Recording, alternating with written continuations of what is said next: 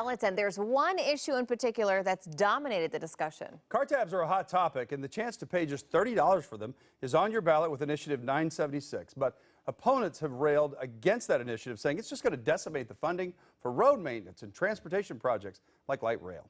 Simone Del Rosario is here talking about what both sides are saying is important to know about this issue.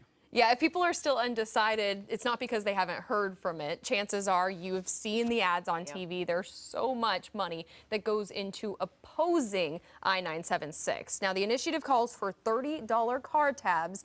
It is a response to the sticker shock over how expensive car tabs are now. Some people paying hundreds of dollars for car registration.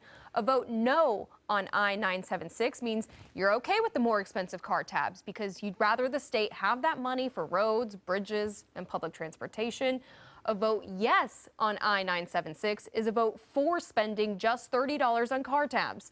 But it also means the state's going to lose $4 billion in funding over 6 years for Sound Transit and other transportation projects. This will have catastrophic, and I mean catastrophic, impacts on Seattle and our regional transportation system.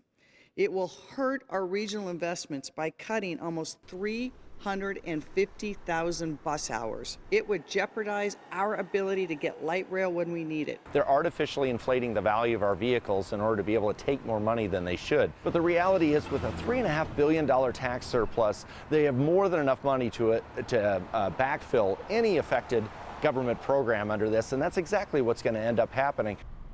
Well, that's Tim Eyman, the anti-tax sponsor of I-976. The fact is, while the messaging out there has been that transportation will be gutted if this passes, there is some news in that they could figure out another way to get that money somehow. It could be a mileage tax, a carbon tax, state reserves. In the short term, yes, local officials say they would cut or delay projects while figuring out how to pay for the massive amount of money that car tabs currently bring in. Ultimately, if this passes, though, it doesn't mean that car tabs would stay at $30 forever. There is a chance they could raise money for transportation from higher car tab fees. This initiative allows for that to go higher, but only if and only if voters approve it.